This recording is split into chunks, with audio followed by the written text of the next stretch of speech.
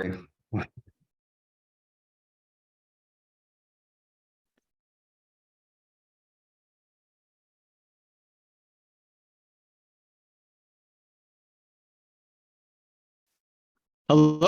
and welcome. I'm Travis Zadeh, the director of the Yale program in Iranian Studies, and I am really delighted to welcome you to the Iran Colloquium. We are truly honored to be joined today by Dr. Kian Tajbakhsh from Columbia University. Professor Supriya Gandhi from Yale's Department of Religious Studies will be moderating the lecture and will introduce Dr. Tajbakhsh. But first, I would like to note that today's talk is in a webinar format. We invite you to submit any questions you may have in the Q&A function at any point in the course of the lecture, and you'll see that Q&A function in the bottom of your screens. And now, without any further ado, I'll turn it over to Professor Gandhi. Thank you. Thank you. So it's my distinct pleasure today to introduce Dr. Kian Tajbakhsh, who holds a number of roles at Columbia University, senior advisor at Columbia Global, as well as coordinator of the Committee on Forced Migration and a fellow with Columbia's Committee on Global Thought. Professor Tajbakhsh has also previously been a professor of urban planning at Columbia and was also a professor of urban policy at the New School University from 1994 until 2002. Today, Professor Tajbakhsh will speak to us about his recent book, which is titled Creating Local Democracy in Iran, State Building and the Politics of Decentralization, published last year by Cambridge University Press. Professor Tajbakhsh is also the author of another book entitled The Promise of the City, published in 2001. Before joining Columbia, Professor Tajbakhsh worked for a number of years in the Middle East and other areas, including South Asia, including serving as the Open Society Foundation's representative in Iran, where he worked on a number of measures pertaining to civil society. I do believe we'll be hearing from the results of some of those experiences in the talk today. And I may also add that Dr. Tajbakhsh did endure a number of spells of imprisonment and house arrest in Iran, including a long spell under house arrest following the Green Movement protests in 2009. After that, Dr. Tajbakhsh was released under the Iran nuclear deal signed in 2016. So we will be hearing from the combination of these sort of lived experiences on the ground, as well as Dr. Tajbakhsh's academic work that draws on these experiences. I also want to add a couple of to note a couple of the many articles that Dr. Tajbakhsh has written.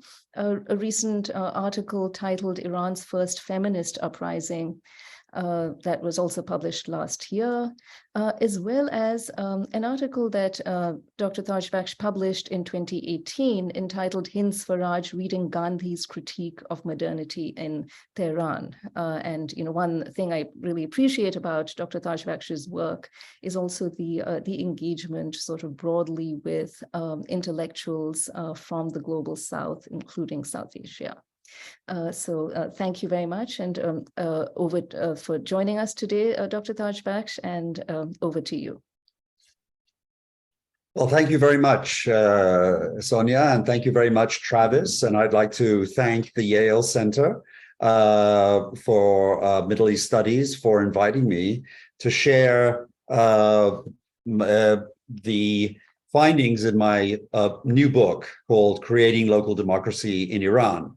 I'd like to start by reading a passage, an excerpt from the beginning, from the preface of the book, which sets some of the historical background and also the personal motivations for my engaging with this topic of local democracy inside Iran.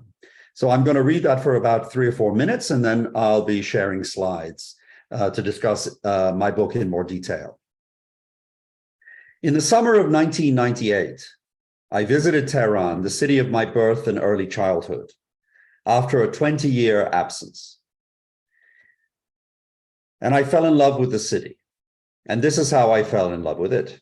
I was in a shared taxi with an urbanist friend who was pointing out some recent developments in the city. I'd like to, at this point, share my screen.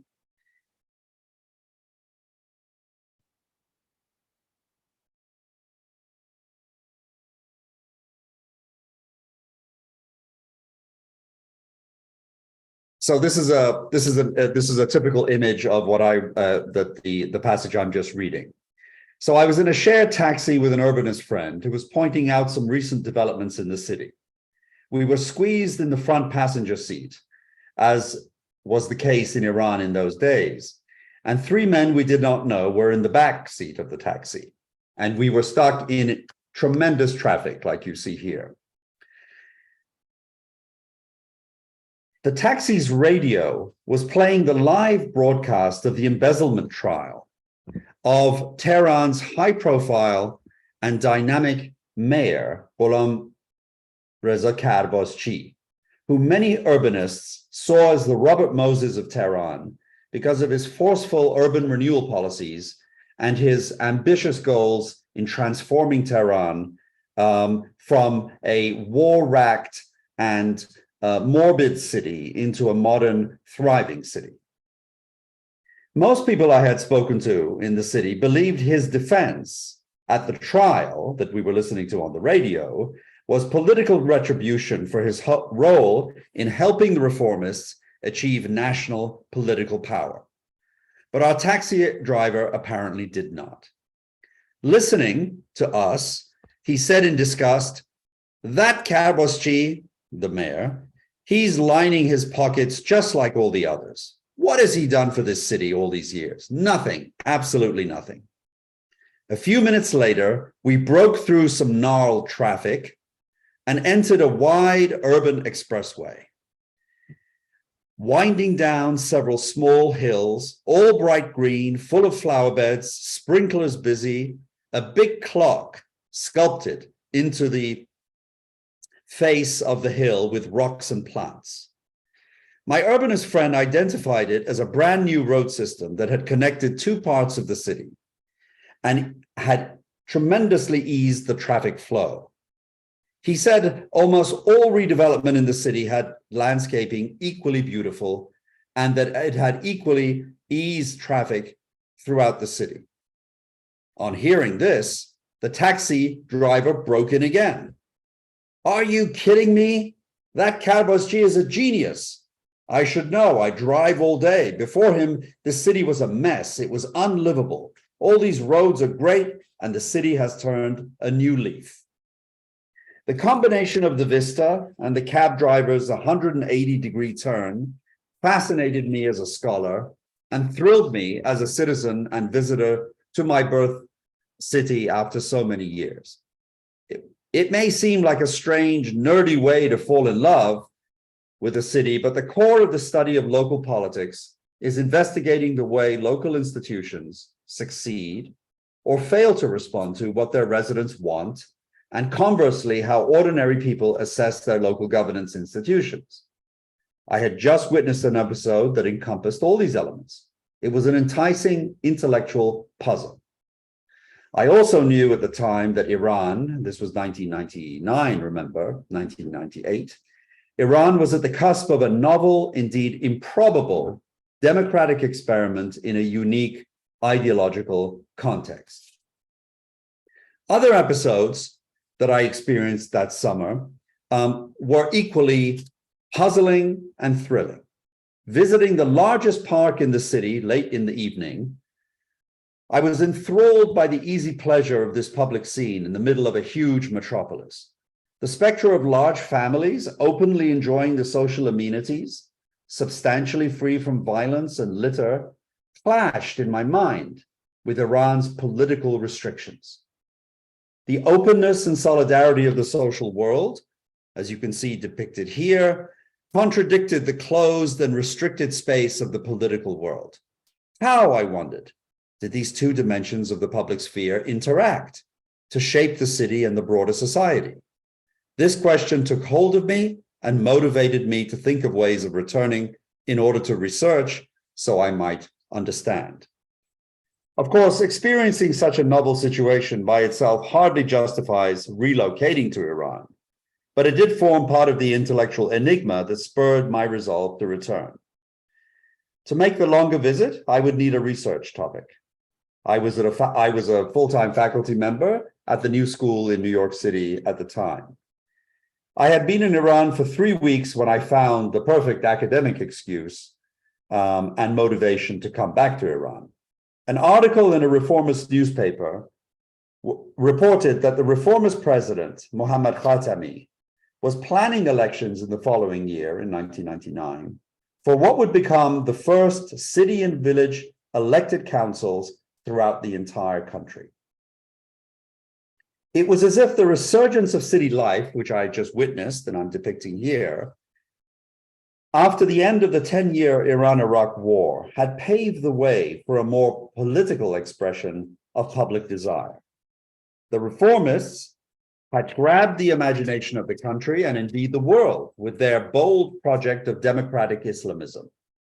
They called for strengthening civil society, freedom of speech and the press, and greater individual freedoms. Now, it appeared, they intended to broaden and deepen political participation through far-reaching institutional redesign of the state system, establishing elected local government throughout the entire country in every city, town, and village. They expressed great ambitions for this political decentralization reform. Local elections, they claimed, would help bring local democracy in its wake. It would lead to far-reaching transformation of the country's political system in the direction of greater democracy, pluralism, and accountability. This was their claim. It was a research opportunity right in my area of academic specialization, and one that I could not pass up. I was able to study the local political system in Iran as it was born. So that is the background of what motivated me to start on what became a 20-year and quite convoluted journey in studying this new political institutions in Iran.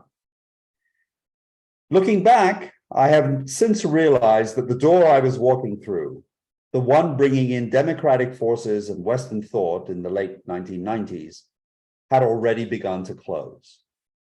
I could not see it at the time, but the backlash of the regime against domestic pressures for liberalization was in full swing.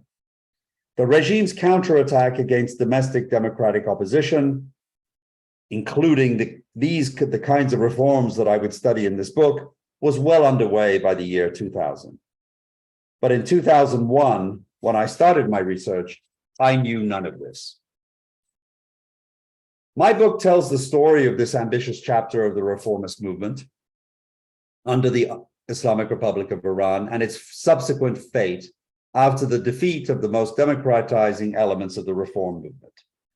It examines the origins of the reforms and how they were established into law in different phases. And the book provides the most comprehensive picture of the local government sector as is possible under the current political conditions, where direct access to the institutions studied here remains difficult. It is the first book to analyze the local government and intergovernmental sectors in Iran in the context of studies of state building, democratization, and authoritarianism. And given the difficulties of access to data for independent researchers, it might unfortunately remain so for some time. So the basic story I tell in the book, I've already alluded to, and that is that in 1999, the Islamic Republic of Iran undertakes a big bang transformation of the state system. And it's important to recognize how extensive this reform was and how impressive it was that the Islamic Republic of Iran managed to do this without substantial violence or any kind of disruptions at the polling stations. That is to say, overnight, in over 1,000 cities and over 35,000 villages, what are officially called the Islamic councils for cities and towns was brought into being. This constituted a massive explosion and expansion of the electoral machinery of the regime. Up to then, since 1979, elections had only taken place at the national level every 4 years for a president and for the parliament and a few other institutions. The question that I began to grapple with is, given the closed and illiberal nature of the regime, it is an Islamist regime rejecting basic fundamental norms of what we understand in the West as liberal democratic political systems. Why did they undertake it?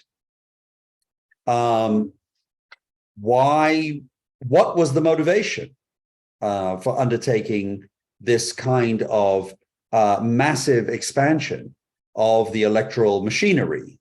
And the issue that I think that was top of mind was, of course, that if one considers the Islamic Republic of Iran as a illiberal authoritarian system, the idea of expanding electoral institutions that give the potential to opposition to mobilize around those electoral institutions and use them as basis for opposition seems striking. Before I go on to answer this question and give you the answers that I found in the book, it's important to notice that there was a global context involved at the time. In the 1980s and 1990s, one scholar has referred to this period as the era of decentralization revolution. Why? Because almost every country in the world was undertaking this form of decentralized reforms in 3 different spheres: in the political sphere, in the administrative sphere, and in the financial sphere. And that is to say that local governments were seen as important channels to solve some of the problems that had beset centralized forms of development in the previous 2 decades. China had started this in the 1970s. Indonesia is another major example that undertook a massive system of political decentralization about the same time as Iran, and many other countries too.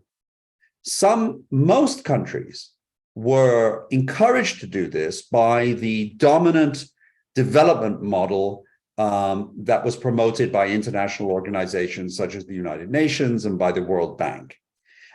China, I think, found its own path towards empowering local governments in an administrative and financial sense, but not in a political sense.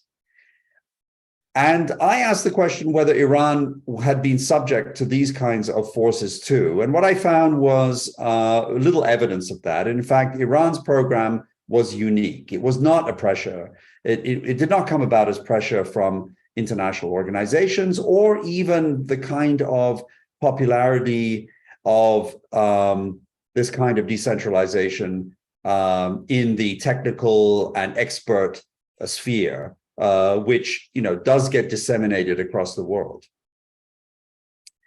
There was something sui generis, something unique about Iran's program, that even though it shared some of the goals of this massive global decentralization revolution, it was unique. What it shared was the idea that states, whether they were democratic or whether they were authoritarian, could become more efficient in the governance of their territories and of their societies by delegating some responsibilities to lower tiers of government. And this is especially the case in very large countries where it's very hard to govern, very large countries only from the capital and only top down. So what was Iran's motivation? Well, on the face of it, this reform became a major plank of the reformist Islamist administration around Mohammad Khatami at the time in the late 1990s. It's probably hard to remember, but in fact, the creation of these local councils was one of the pillars of the reformist platform for strengthening civil society, for democratization, and for liberalization, and for weakening the power of what they saw was the monopoly control of political power by the clerical regime that was organized around the supreme leader and organizations of the supreme leader. So they saw that as a kind of dictatorial form of monopoly power, and that by spreading these institutions and dispersing the institutions of electoral accountability throughout the country, it would give many more opportunities for the people of the country to participate, to have their voice heard, and to interact with institutions of the state. This was their theory of change. So their idea, which I show in the book, was explicitly articulated by some of the more, let us say, democratizing members of the reform movement. They were very explicit in this. And I believed, as many people did in Iran, when I started my research in 1998, that in fact these reforms had been proposed by the reformists as precisely an instrument or a vehicle of advancing their democratization agenda. Now, from a broader perspective, it interested me as a professor of urban politics that what I was seeing in Iran was an expression of the fact that the localist tradition in democratic theory seemed to have been, finding its way into Iran. And I'll just flag this to say that a venerable tradition in Western political thought associated with the writings of thinkers such as Alexis de Tocqueville and John Stuart Mill had always pointed to the fact that people's participation in local voluntary associations are an intrinsically valuable means of enhancing the virtues and dispositions necessary for liberal citizenship. This is what political scientists call a sense of political efficacy, which is the individual citizen's belief that, one, they are competent to understand and take part in politics, and two, that the nature of the governmental institutions are such that their political engagement can make a difference and is therefore worth their effort. In this view, cities are schoolhouses of democracy. And many currents of the models of community empowerment in the West, in terms of neighborhood associations or localist type of participation, echo these assumptions to this day. So, for example, de Tocqueville said, town meetings are to liberty what primary schools are to science. And that in democratic countries, the science of association is the mother of science, by which he meant that giving people the opportunity in their most local area to become engaged in matters which, as the theory suggests, assumed, mean more to them and that they can understand more and that they can feel that they should be involved more, is a key to the motivating people to be involved in their government. And this is a perfectly understandable and reasonable theory that the reformists did absorb and took on. And this was very explicit in both some of the writings and speeches of key members of the reformist movement who referred to Tocqueville and referred to this Tocquevillian strategy what I call the Tocquevillian strategy. And so just to quote from John Stuart Mill, representative sub-parliaments for local affairs must henceforth be considered as one of the fundamental institutions of a free government. Why? Because it involves individuals in the running of affairs between the 4 years of electing representatives to national parliament. I mean, I'm highlighting this because I found that this was very much key and central to the reformists' view of what was the point and what the objective was in them pushing this at a national level. That is to say, to promote this large institutional reform of the state system. And so the reformists could be seen to be following this Tocquevillian strategy. Specifically, it's worth pointing out that contrary to the Chinese model, the reformists focused on political questions. That is to say, they went beyond questions of administrative efficiency, and they departed from their earlier leftist orientation, in which class politics was central to their agenda in the early 1990s. They now posited that local political participation had intrinsic value in advancing the project and strengthening of civil society and democratic citizenship. Now, this is an incredibly bold and ambitious idea that not everyone in the reformist movement held, but the key members did. So I set about evaluating this very bold agenda, and I was very lucky to be on the ground at basically the time at which it began. It's very unusual for social scientists to have the opportunity to evaluate and study a social phenomenon from the time it begins. And so this was a unique opportunity to set a baseline data and to track this experience over time.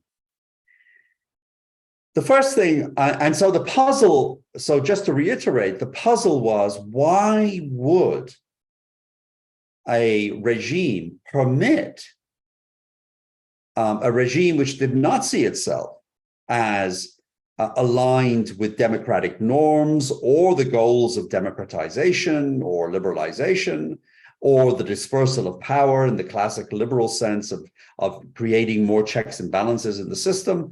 Why would it approve this agenda? Why would it approve this reform that was being put forth explicitly by reformists who did attack some of the monopoly power of the clerical establishment around the supreme leadership? The first thing that I came across was a very interesting surprise. And in doing social research, it's always great to come across a surprise. Something you did not expect. The first thing I found out was the 1996 Local Councils Law, which is the basic law that governs all the subnational units of governance in Iran, all the city and state elected councils, had in fact not been introduced by the reformist administration, but had in fact been introduced by a very hardline conservative parliament, the fourth Majlis, which ran from 1992 to 1996. So that was another puzzle. Why would they introduce this law, which in 1996 was in fact ratified before the reformists came into power? So it turns out that this hardline Majlis introduced the idea of elected local councils and expanding the electoral machinery as a response to a series of riots and urban unrest that grew in the early 1990s, in the first half of the 1990s, as a result of a number of combined trends. One was rapid urbanization after the end of the Iran-Iraq War, the lack of economic opportunities that people found when they got to the cities, and a very heavy-handed local government management of city land use and social grievances of many people who ended up in what were essentially squatter settlements, shanty towns, irregular forms of land and building in which they didn't have access to the basic amenities. And so there were lots of quote unquote slums and squatter settlements that was growing in cities, and cities didn't know what to do with them. And they ended up bulldozing these, like many governments around the world. They just said, well, this is a blight on the city and we just have to bulldoze these and expel the people who had illegally squatted on that land. This resulted in a very large scale riots in many cities around the country. So evidently in the 1992 and 1993, you see that the hardliners in the Fourth Majlis introduced this new law to create local elected councils. That was quite a surprise to me. But as I read the minutes of the debates in the parliament, it became clear that they were focused on improving the local management of urban areas, and as a way of absorbing social discontent, and with on the condition, and they were clear about this, that like the elected institutions, like the national elected institutions, these local elected institutions could be subordinated to the regime's monopoly power. That is to say, quite contrary and in contrast to the reformists, let us call theory of change, in which they believed that these, by dispersing and multiplying and expanding all these electoral institutions, the regime's monopoly power would be diluted and weakened.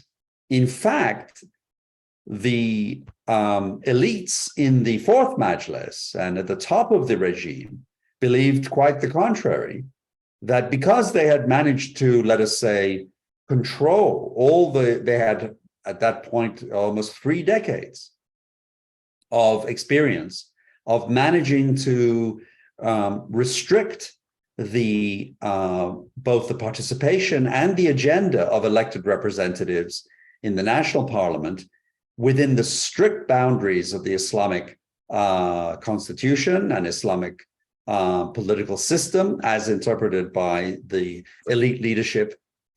Because they had managed to do that, they felt no risk in expanding the electoral mechanisms to local areas. And remember, Iran is a very large country. I mean, in terms of geographic extent, it's larger than France and Spain combined. So obviously the regime was quite confident that it could control these institutions across the far-flung geography of Iran. And so they ratified this law. It was supported by some of regime hardliners, such as the head of the Guardian Council, and they introduced these not in terms of a Tocquevillian strategy, but in terms of an Islamist strategy. For them, it was clear. This was shura, and this was an expression of Islamic governance that could be understood and articulated through the concept of shura, which is an Islamic idea of consultation. It's not democratic. It's not, it doesn't conform to what we understand in the West as democratic forms of accountability or deliberation, but it has its own historical and theological and legal parameters, and that's the way they introduced it. So then what happened, the story is the reformists implemented the legislation once they got into power, hoping that they could change the direction. They could change the original motivation of the law, the 1996 law, and push it in a different direction, move it in the direction of democratization and liberalization as the Islamic reformists understood it. That is the basic background of how it began. And over the next 2 decades and 6 rounds of elections, what I found was that the best way to understand how these new institutions that were established in February 1999, the best way to understand how they evolved was to see it as a contest and collaboration between three groups of people, let us say, interest groups that represented 3 projects. And so my book is structured in terms of a kind of a 2-decade contest and combination and overlap between 3 projects which are promoted by 3 different groups in Iran. And I'll just go through them here. You can see them on the slide. The 3 groups are the Velayi rulers, and I call them Velayi because that's what they call themselves in Iran. These are the followers of the Velayat Faqih principle of clerical monopoly rule. Their goal for all forms of state building, including the expansion to these local government institutions and elections in villages and cities, their goal was Islamization.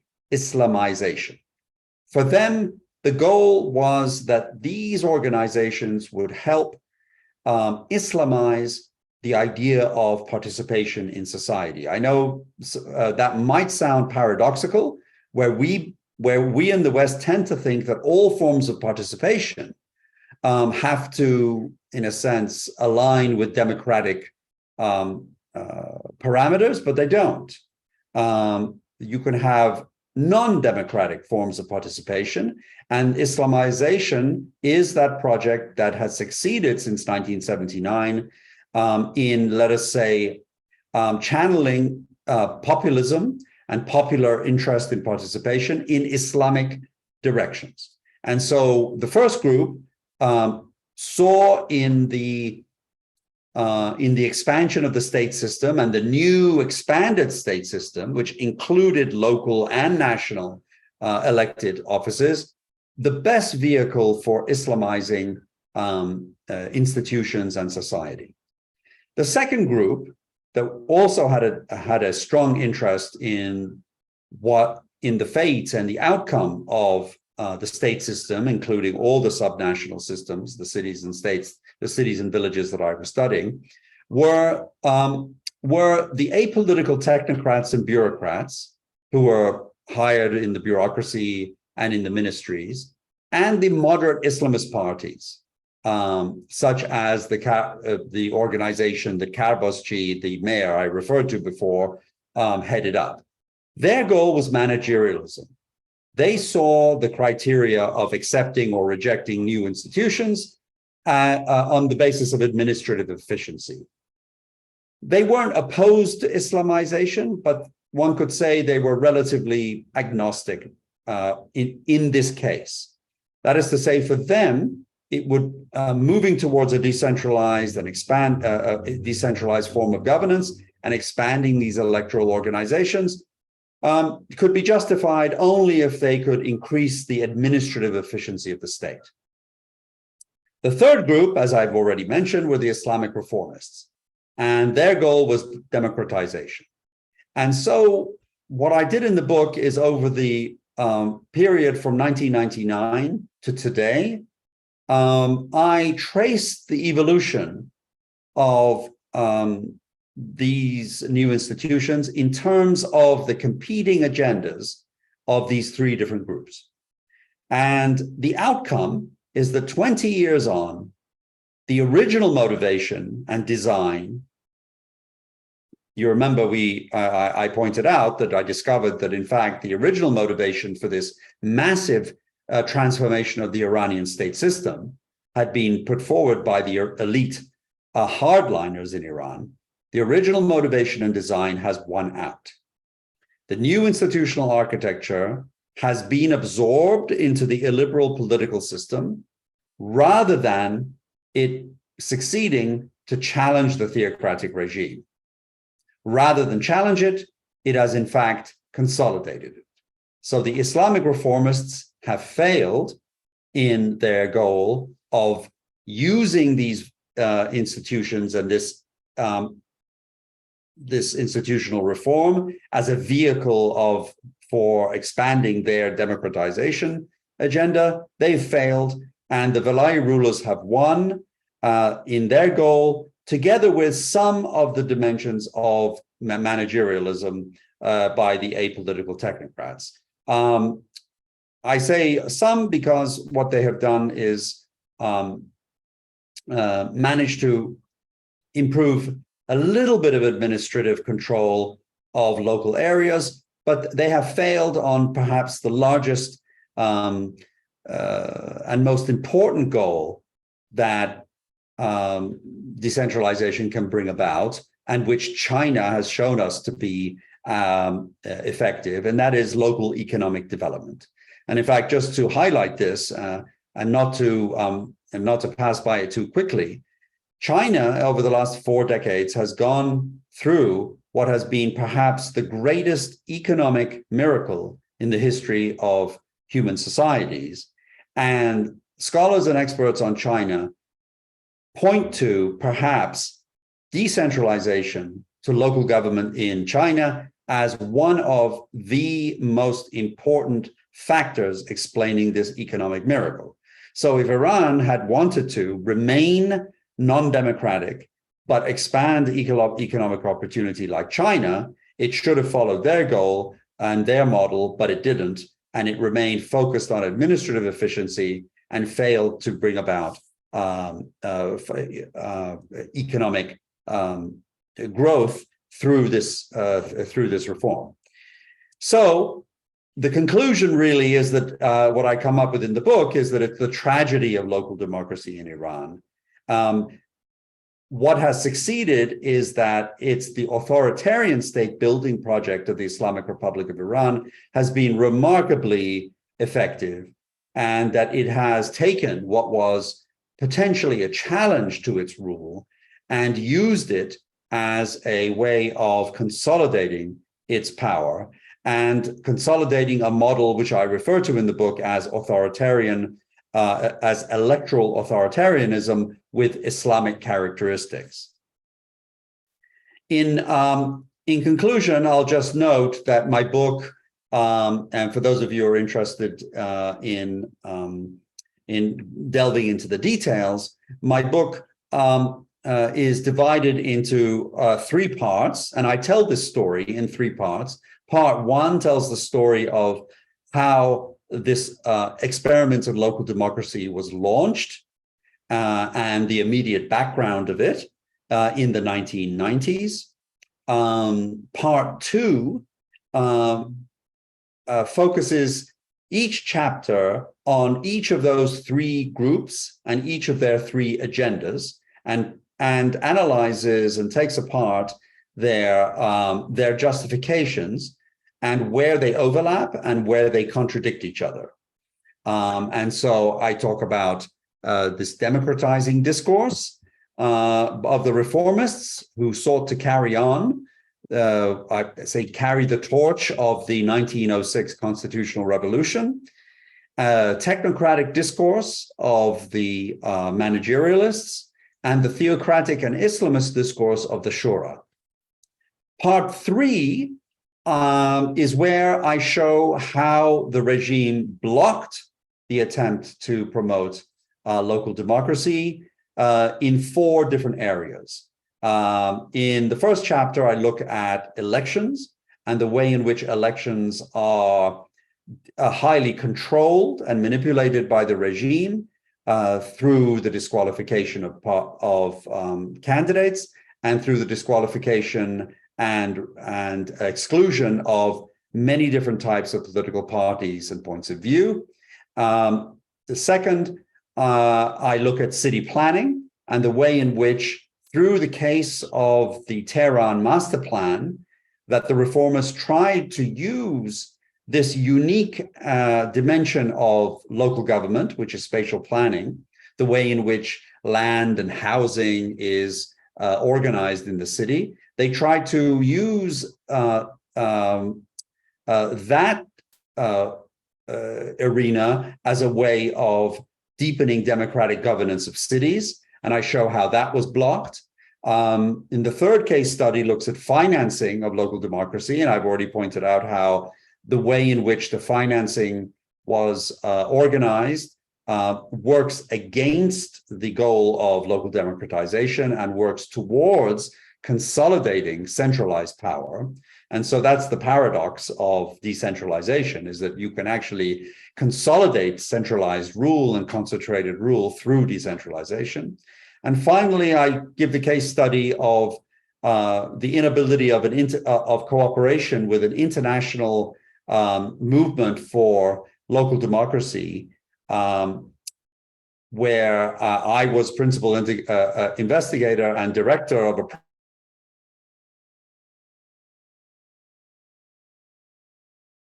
mayors and local councillors, and we aim to deepen this relationship so as to